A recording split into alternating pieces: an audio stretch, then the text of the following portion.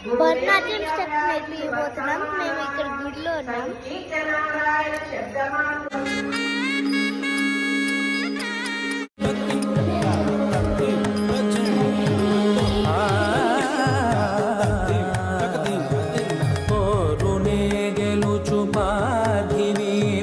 సాటిలేని ఘనుడైనా నీరజాక్షి అలిగే వేళ నుడి విల్లు ముడి వంచగలడా సడే చాలు శత సైన్యాలు నడిపే ధీరుడైనా వసుధావా